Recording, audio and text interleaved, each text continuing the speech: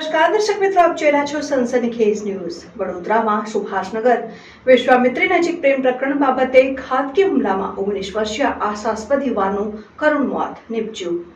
વડોદરાના વિશ્વામિત્રી નજીક આવેલા સુભાષનગરમાં રક્ષાબંધનના પવિત્ર અવસર પર યુવાન પર ઘાતકી હુમલો થતા આશાસ્પદ યુવાનનું કરુણ મોત નીપજ્યું હતું।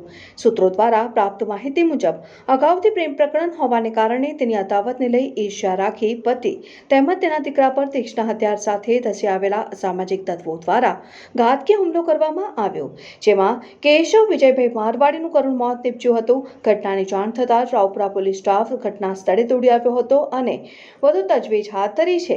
જ્યારે ડીસીપી ઝોન 2 અભય સોની, અશોક રાઠવા, એસીપીસી ડિવિઝન પણ બનાવની ગંભીરતા જોતા સહેજ હોસ્પિટલ ખાતે આવી પહોંચ્યા હતા। તીક્ષ્ણ હથિયાર સાથે આવેલા લોકો દ્વારા હુમલો કરાતા અનેક લોકો ઇજાગ્રસ્ત થતા તેમને સારવાર અર્થે વડોદરાની સહેજ હોસ્પિટલ ખાતે ખસેડાયો હતો, જ્યાં હાલ તેમની સારવાર કરવામાં આવી રહી છે। બનાવની ગંભીરતા જોઈને રાવપુરા પોલીસ દ્વારા આ મામલે વધુ તપાસ આરંભી છે। આ બનાવમાં પોલીસ દ્વારા જાણવામાં આવ્યું છે કે જે 3 લોકો સહેજ હોસ્પિટલમાં સારવાર હેઠળ છે તેઓ अपराधी છે અને એક અપરાધી ફરાર છે।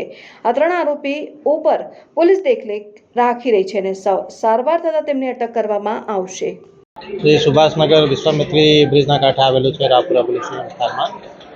तो यहाँ सांजना 7:30 आश्रे बे परिवार वच्चे झगड़ा थयो हतो, जे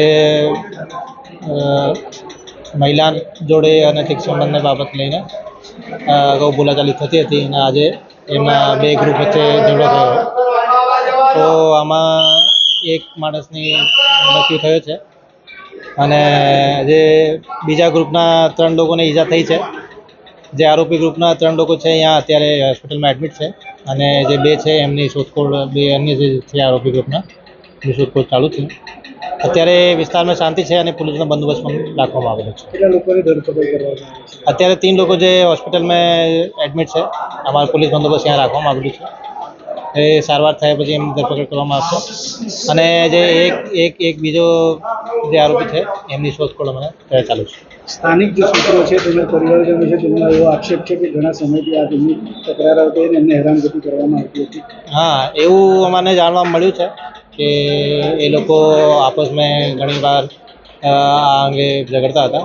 તમામ એક જ જ્ઞાતિના છે અને અડોશી પડોશી છે। તો આ મહિલા સંબંધને લઈને, આડા સંબંધોને લઈને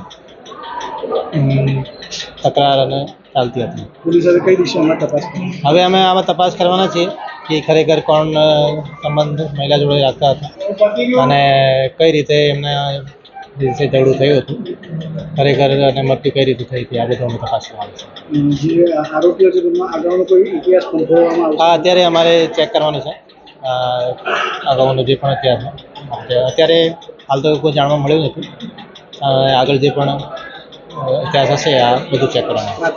કયો ગુનો દાખલ કર્યો? મર્ડરનો દાખલ કરવામાં આવશે અને જે સામાવાળો ગ્રુપ છે એમને પણ ઈજા થઈ છે, ગંભીર ઈજાઓ થઈ છે, તો એમની જે આપવામાં આવશે ફરિયાદ એમની પણ લેવામાં આવશે। અત્યારે કાર્યવાહી ચાલુ છે, FIR લેવાની કાર્યવાહી ચાલુ છે।